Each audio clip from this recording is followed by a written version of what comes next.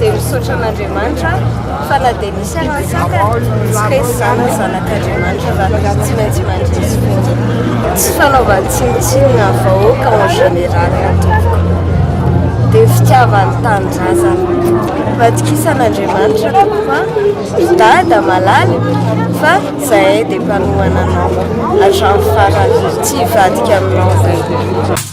Fidio kandida laharana 520 Marc Ravalomanana mpanangana Fatsy-Panjava.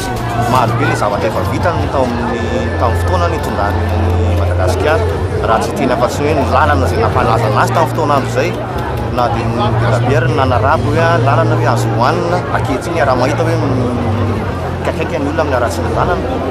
Eo koa ny resaka fampianarana tsy nataony ambany zavatra ny guide scolaire fa tonga ihany ilay fotoana ela be ny andrasantsika malagasy izay fotoana izay tonga izy ankehitriny dia manentana antsika hanohana Marc Ravalomanana.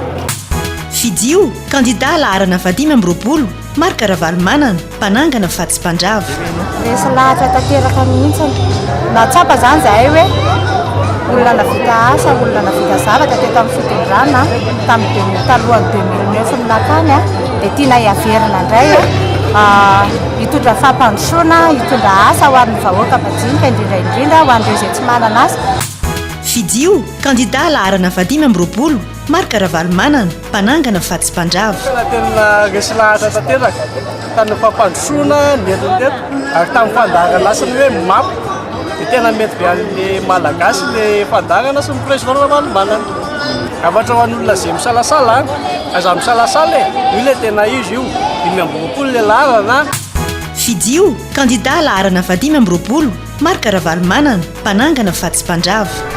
Zavatra rehetra zany raha zavatra atao tsy maintsy mandeha araka ny finoana. Izay moa zany rehefa hoe tevinanatsy ny présidentsika hoe asa matahotra dia no fijiliana. Voalohany indrindra resy lahatra ianao mila matoky ianao mila fitiavana ianao ny antony tena nampitavana eto dia hifanohana kandida Marc Ravalomanana. Tsisy teritery io tsisy hoe vola io fa tena hoe mametraka hoe tena fitiavana resy lahatra ho antsika vahoaka hoe to Madagasikara zany tonga zao le fotoana tonga very zany tonga le fotoana maizitsika mifandray tanana Maranandray Sorokana Ramondandra tonga mitanjona amin'ny 7 Novambra dia numéro 520 ihany mitanjonay aveam-piany izay efa vonona amin'ny zavatra rehetrarehetra ka dia rosonydira tsy mijanona izay raha tsy tonga mitanjona. Fidio kandida laharana 520 Marc Ravalomanana mpanangana Fatsy-Panjava.